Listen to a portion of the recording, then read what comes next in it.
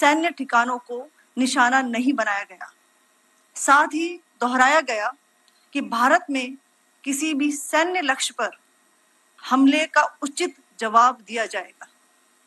7 से 8 मई 2025 की रात को पाकिस्तान ने उत्तरी और पश्चिमी भारत में स्थित कई सैन्य ठिकानों को, जैसे कि अवंतीपुरा, श्रीनगर, जम्मू, पठानकोट, अमृतसर, कपूरथला, जालंधर, लुधियाना, आदमपुर, भटिंडा, चंडीगढ़, नाल, फलौदी, उत्तरलाई और भुज पर ड्रोन और मिसाइलों से हमला करने का प्रयास किया।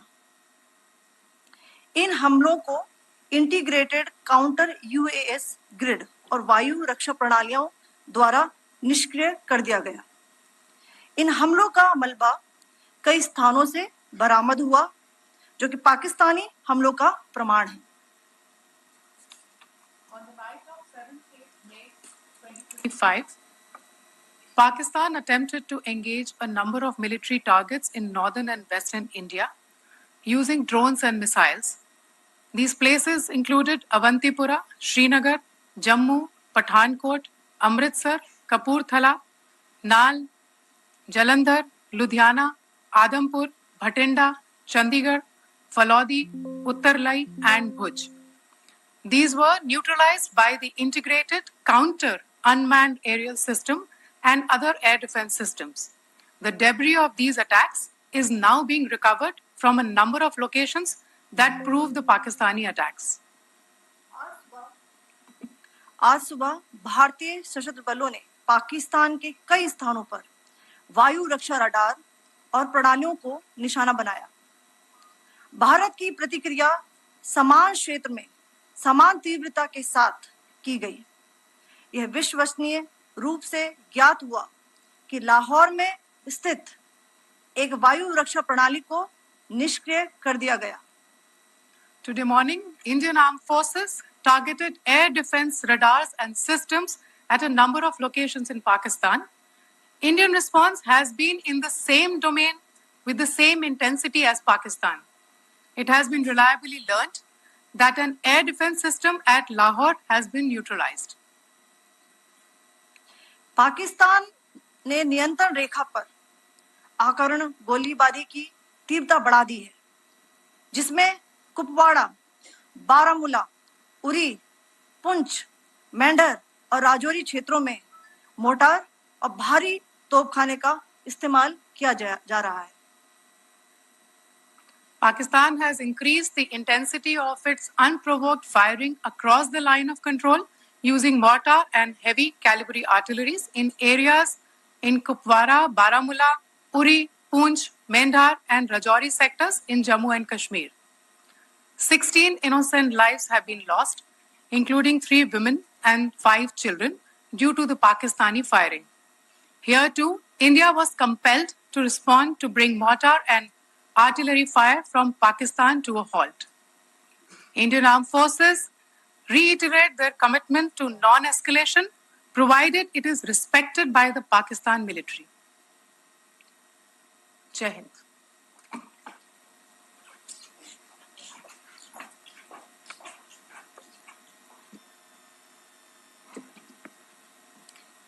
Thank you. Friends, this is, as I said, further to the briefing that was provided yesterday and some of the updates that have been just provided by Colonel Qureshi and Wing Commander Singh. I thought that we would just put some of the aspects related to the events that started on 22nd April with the barbaric terror attack in Pahalgam into further context, because there is a certain amount of commentary that has happened with regard to the events since then. And more than the commentary, there has been a lot of disinformation that has been directed at us from across the border. So a few things that I would like you to keep in mind. First of all, there is mention on all sides of escalation. I think the first point that you have to keep in mind is the attack of 22nd April in Pahalgam is the original escalation. ये जो सिलसिला है जो हम देख रहे हैं आज की घटनाओं को लेके, ये 22 अप्रैल के पहलगाम के हमले से शुरू हुआ है. एस्केलेशन वहां पे हुआ है और उस एस्केलेशन का जवाब भारतीय सेना ने, भारतीय फौज ने कल अपने एक्शन से दिया है. Secondly, I want to invite your attention to the involvement of the group calling itself the Resistance Front in these attacks. I pointed this out yesterday that this is a group that is a known front for the well-known Pakistan-based terrorist organization, Lashkar-e-Taiba. The group has been reported earlier. I mentioned to you about the Indian authorities providing information to the UN 1267 Sanctions Monitoring Committee. In fact, we are going to be meeting with the team again very soon, and we will be providing an update to the information that we have provided earlier. But what is interesting, दिलचस्प बात यह है कि संयुक्त राष्ट्र की सुरक्षा समिति में जब पहलगाम के हमले को लेके एक प्रेस वक्तव्य जारी करने की बात चल रही थी, तो आप सोचिए किस देश ने टीआरएफ का, द रेजिस्टेंस फ्रंट का उसमें मेंशन किया जाना, उसको अपोज किया, पाकिस्तान ने.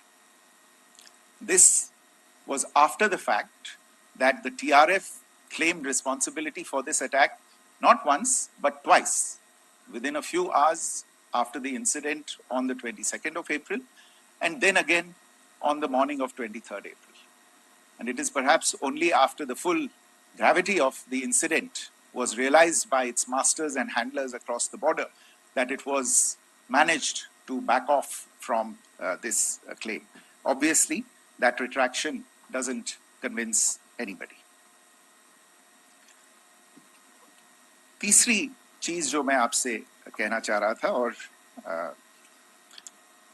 कर्नल कुरैशी और विंग कमांडर सिंह ने कल भी बड़े स्पष्ट शब्दों में और आज भी आपसे ये बात साझा की है.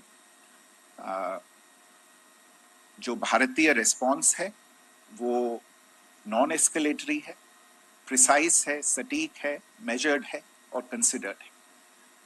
Our intention has not been to escalate matters. We are only responding to the original escalation, as I said, and our response has been targeted, precise, controlled and measured.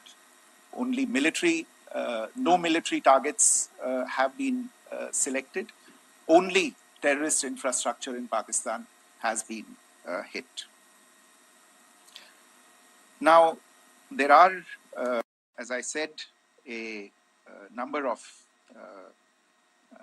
issues that have been raised in commentaries, and there's a lot of, as I said, unfounded disinformation and fabrication that has come from across the border.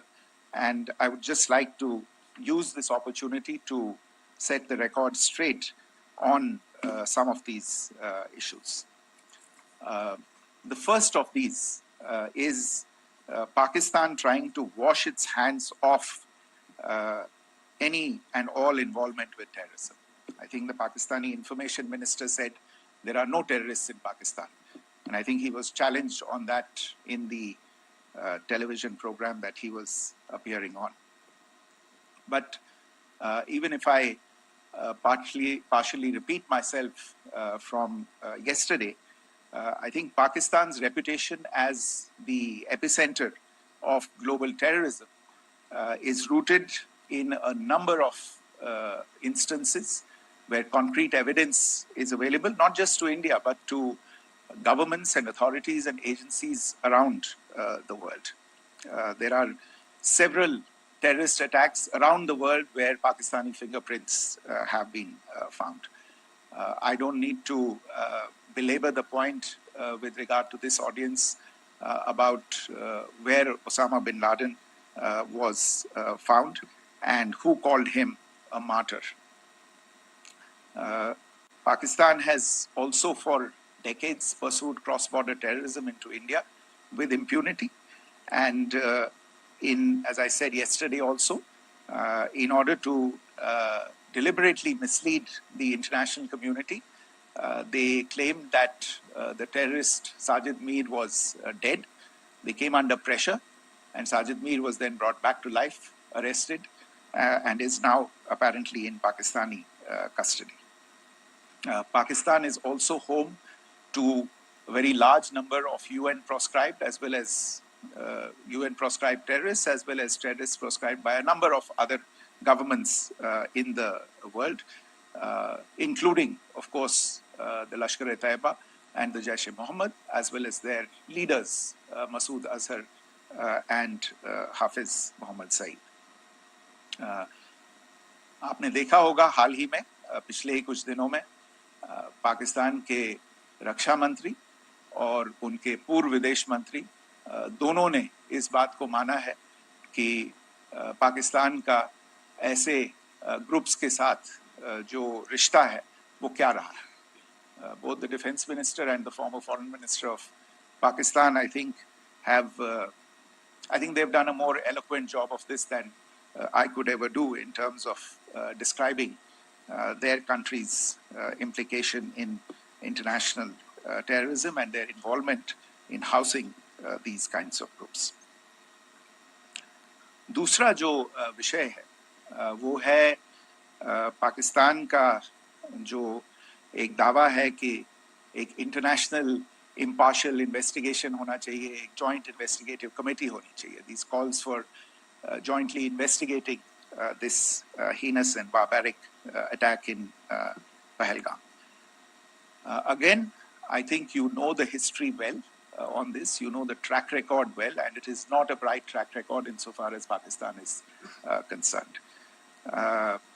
In fact, in the pursuit of justice for the victims of multiple terrorist attacks, whether it be Mumbai in 2008, in Pathankot in 2016, or many others, but in particular for these two attacks, India had offered to cooperate. India provided forensic evidence and urged Pakistan to bring the perpetrators of these attacks to justice. We, in particular with regard to the Mumbai attacks of 2008, where a Pakistani Lashkar-e-Taiba terrorist was captured alive, India provided extensive information and evidence related to the involvement of Pakistani terrorists in this attack. Cases were registered, but you are all aware that these cases have not progressed despite the formation of judicial teams, etc. And Pakistan has consistently stonewalled all efforts to move the investigation along. In fact, with regard to the Pathankot attack as well, a joint investigative team was formed. We gave access, unprecedented access, I should say, to Pakistani team to the site of the attack. Details of call records data and DNA, etc., were shared with Pakistan. We had shared with them details related that we had been able to access to the addresses of terrorists. We presented evidence against the office bearers of Jaish-e-Mohammed who had conspired in the attack and the handlers of the terrorists who facilitated them and guided them in. But there has been no movement on this. So in all of this, I think the experience has not been positive, and it certainly doesn't give us the confidence now to take at face value Pakistani assertions of wishing to participate in a joint investigation. These are just delaying tactics. These are just stonewalling tactics.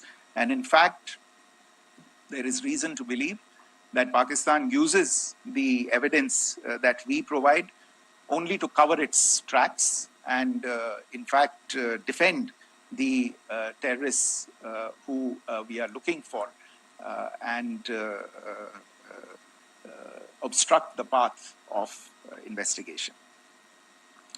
A third point that I wanted to address was the claim that only civilians were killed in the strikes on the 7th of May.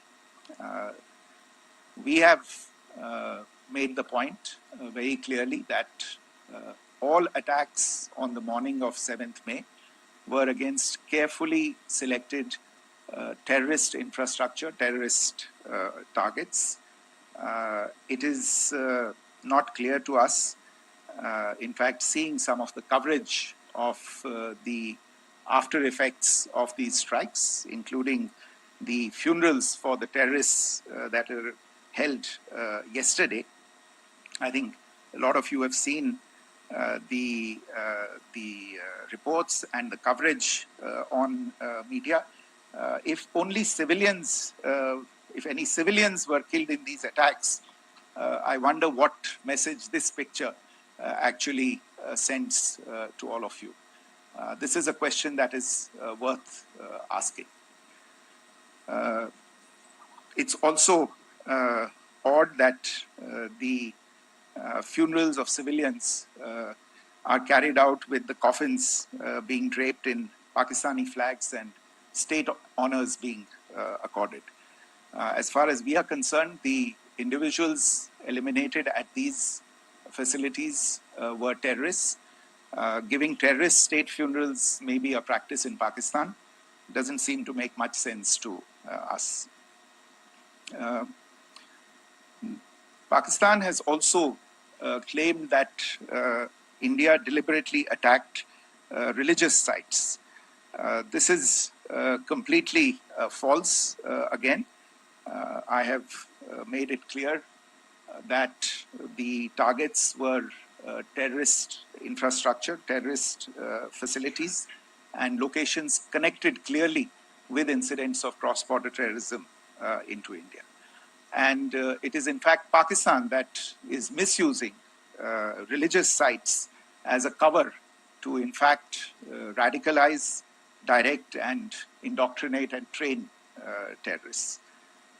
In fact, contrary to what Pakistan is claiming, yesterday Pakistan launched a targeted attack on the Sikh community in the state of Jammu and Kashmir, hitting Gurdwara in Poonch and the homes of Sikh community members, which came under attack. And we know that at least 3 individuals were killed in that particular attack.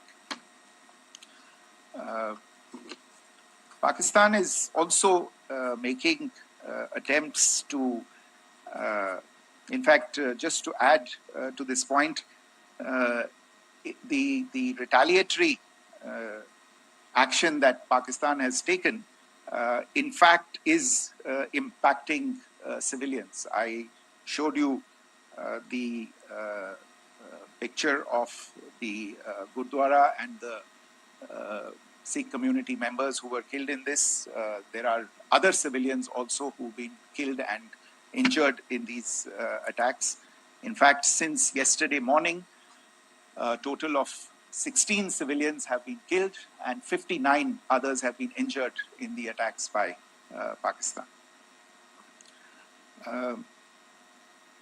Not only this, Pakistan is also making attempts as part of its disinformation campaign to paint our action with regard to cross-border terrorism through the communal angle.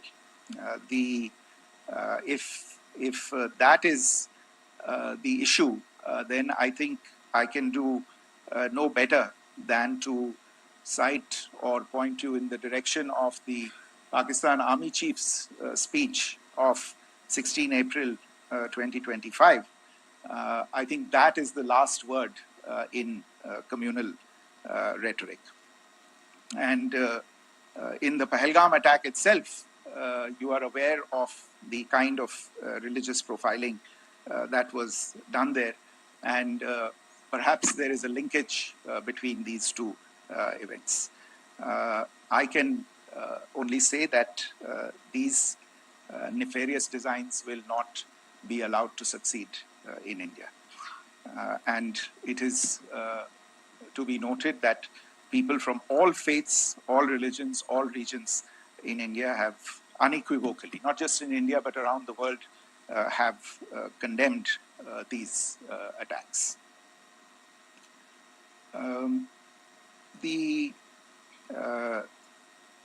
Pakistani claims of now responding to India's strikes of the 7th of May. As I said right at the outset, it is India which is responding. The original escalation was by Pakistan on the 22nd of April. We are the ones who are responding to that escalation with the action that was taken yesterday morning. And again, I would like to emphasize that the action was restrained. It was directed towards non-civilian, non-military targets and confined to terrorist camps. And again, as we have been saying since yesterday, any further action by Pakistan, some of which we are seeing today, is nothing but escalation by Pakistan now once again, and will be responded to and is being responded to appropriately. One point that I wanted to also address was the allegations to the targeting of a dam, the Neelam Jhelum project in Pakistan-occupied Kashmir. I want to say that this is an absolute and complete fabrication and a blatant lie. India has targeted only and only terrorist infrastructure, and the details of that terrorist infrastructure, together with the locations, were shared with you yesterday by Colonel Qureshi and Wing Commander Singh. I should note that if this kind of a claim is a pretext for targeting Indian infrastructure of a similar nature, Pakistan will be entirely responsible for the consequences that will undoubtedly follow.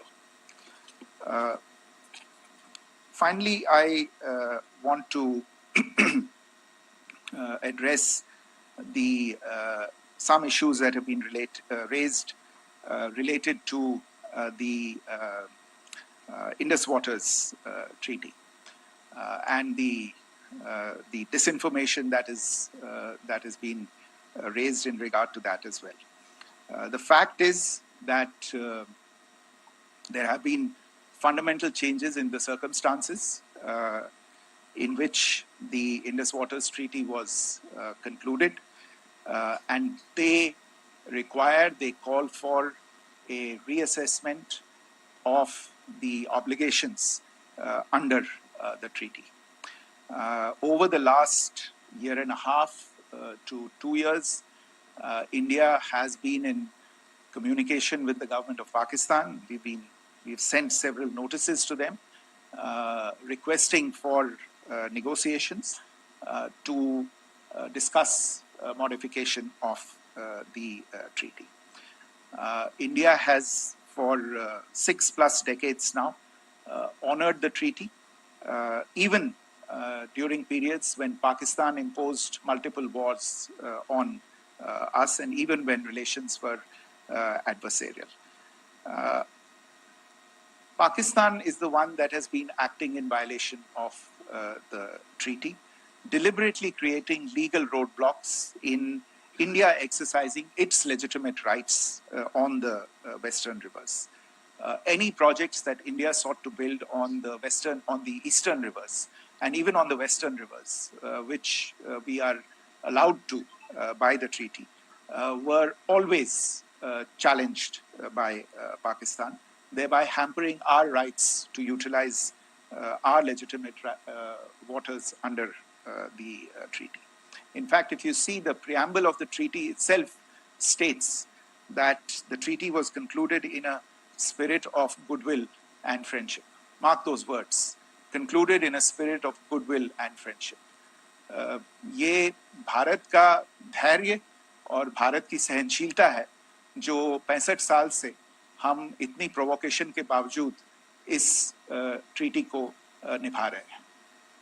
However, as has been made clear earlier as well, Pakistan has not responded to our request to enter into negotiations for a reassessment of the obligations under the treaty. A number of conditions have changed. This is a treaty that was based on the engineering techniques of the 50s and the 60s. We are living through the first quarter of the 21st century. Technological changes and technological advancements have to be taken into account. There are demographic changes. There are climate changes that have taken place. There is the imperative of clean energy. And of course, the terrorism that Pakistan has wreaked in the state of Jammu and Kashmir itself has hampered India's ability to exercise its rights under the treaty. Pakistan's persistent refusal to respond to our requests to enter into government-to-government negotiations on the modification of the treaty is, in a sense, itself a violation of the treaty. And therefore, India has taken the step of putting the treaty in abeyance until Pakistan abjures irrevocably its support for cross-border terrorism. Maybe I'll stop there. I mentioned earlier yesterday as well that this is an evolving situation. I would therefore ask all of you to be considerate and restrained. It will not be possible for us or my colleagues from the armed forces to share operational details at this point in time. Beyond that, if you have any questions, may I have time for only a few, and I'll try to answer those questions. Okay, I give the floor to Rishabh. On Secretary, good evening. This is Rishabh from Times Now. I just wanted to understand, as per the press release that has been released earlier today, it says that we have successfully hit at the air defense of Lahore. Does it give our forces a better chances if in case of further escalation? And are there other air defense places as well at strategic location that were targeted? Rishabh, you are violating the first rule that I set out at the end of my remarks. The press release that has been issued by the Ministry of Defense today speaks for itself. It is related to operational matters. It's been released by the Ministry of Defense. As more information becomes available, it will be released at the appropriate time. Once again, please don't go into operational details at this point in time because this is a constantly evolving situation. Yeah, go ahead. Foreign Secretary Smita Sharma, just wanted to ask, the Pakistani Minister Ishaq Dar in an interview has claimed that the national security advisors of India and Pakistan have spoken to each other, if you could confirm or deny, and is complete severance of diplomatic ties with Pakistan also on the table?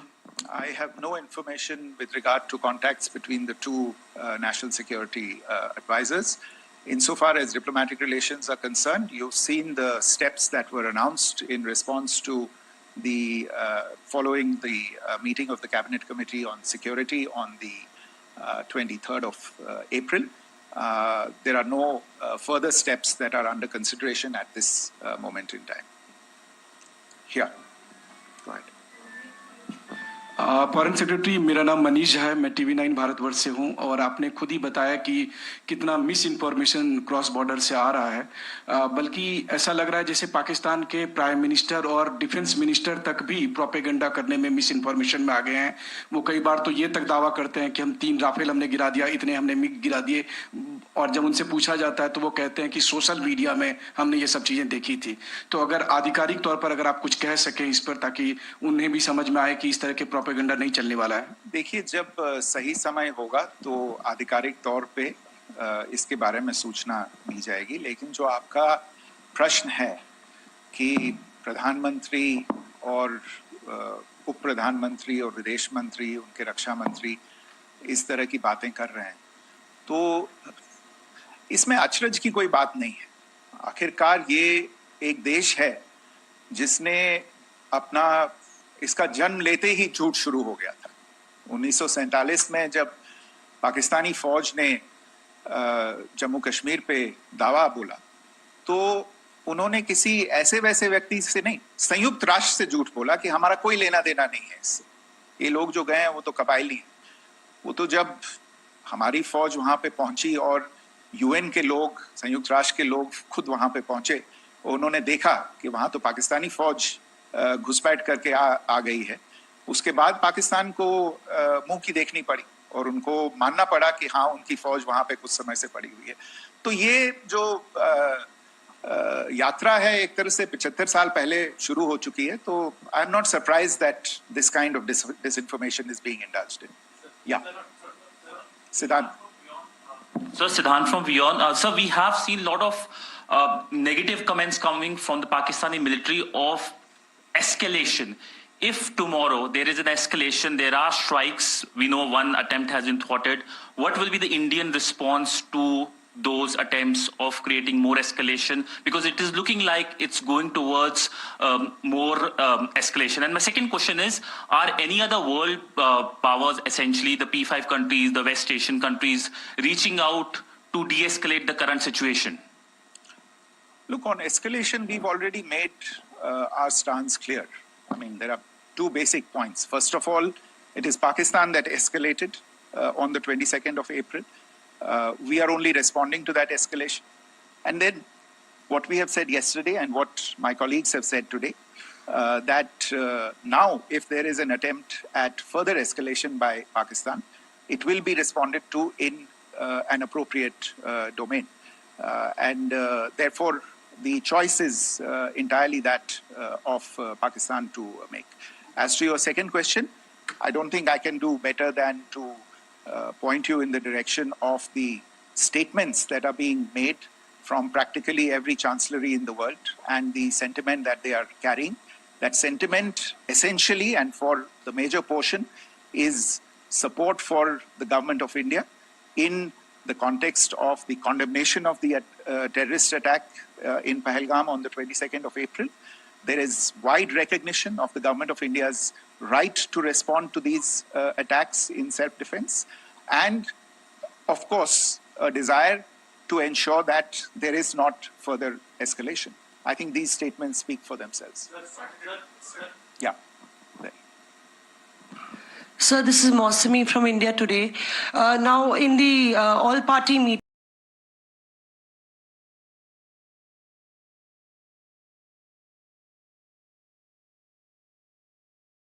we have learned that the defense minister has said that, in the operations in Sindoor, almost 100 terrorists were killed. Would we have any details about what is the number like, and also about if there were any big faces, masterminds, terrorist masterminds who were in fact killed? There is also a report that Masood Azhar's family's 10 members have been killed, and Rauf Asghar, who was actually the mastermind of Pulwama, he's also been badly, severely injured. I don't have information at this point in time to share with you on these issues. But as I said, I think, there is so much information out there on television, in the news media, in social media, that it sometimes looks like a long time has passed since this. Please understand that slightly over 36 hours only have passed since this operation was undertaken. let's have some patience. Information will come out and will be shared in due time. Shruti. Thank you, Foreign Secretary. Shruti Ranjan from Bloomberg. Sir, could you give us any understanding whether India has moved the IMF or the World Bank to kind of, sensitize them about the the bailout that Pakistan has and, the kind of stuff that the Pakistan government is doing? Look, we have an executive director at the IMF. Tomorrow there is a meeting of the board of the IMF. And I'm sure that our executive director will put forward India's position. The decisions of the board are a different matter. You know the process through which they are made. But I think the case with regard to Pakistan should be self-evident to those people who generously open their pockets to bail out this country. And since you are from Bloomberg, I think you would have the data on how many IMF bailout programs have been, very good, thank you, have been sanctioned in the space of the last 3 decades. And I think you would also have an idea of how many of those programs have actually reached successful conclusion. Probably not many. So I think this is a decision that board members have to take by looking deep within themselves and looking at the facts. So we can, one last question, sir. Yeah. One last question. Foreign Secretary, I'm Siddhant from CNN News 18. I would like to know, since it's an opportunity to speak to you, I would like to know the response coming from United States since last 3 weeks. Saudi Arabia, Qatar. In fact, Prime Minister Modi spoke to Qatar before the strikes that evening. Perhaps how do you read the support coming from these countries? Perhaps traditionally they were seen on the other side. This time around, their statements are strong worded. In fact, India-Saudi joint statement also had a very strong condemnation, strong worded condemnation. United States at all level have condemned the attack and have extended support. In fact, Saudi Deputy Foreign Minister is in India. He just met EMS Jaishankar. Also, if you could shed some light on his visit, his meeting with EMS Jaishankar. In fact, we have also been told that he met Prime Minister Modi. Thank you. Look, all the countries that you named and many others, we have been in touch with them. The Prime Minister has spoken to a large number of world leaders. A large number of world leaders have called him, as have called the External Affairs Minister. As we speak, there are conversations going on today as well with world leaders. And your assessment or conclusion of the general tenor of these messages is very much on point. And I think this is a recognition of the fact, firstly, of the barbaric nature, the unprecedented nature and character and features of the attack in Pahalgam, and a recognition of India's right to respond to this, and also a recognition of the fact that in responding, we have been nothing but responsible, and have done so in a restrained, in a measured, and in a non-escalatory manner. I think that counts for something. People have taken that into account, and that is what is explaining the kinds of reactions that we are seeing. And we appreciate the sentiments and the statements that have been made by the vast majority of world leaders. Yes, the Saudi Minister of State for Foreign Affairs is in Delhi. He had a meeting with the External Affairs Minister earlier today. I don't have further details at this moment, but if there are details, the ministry will share them at some point with you. Thank you. I think that's all we have time for today.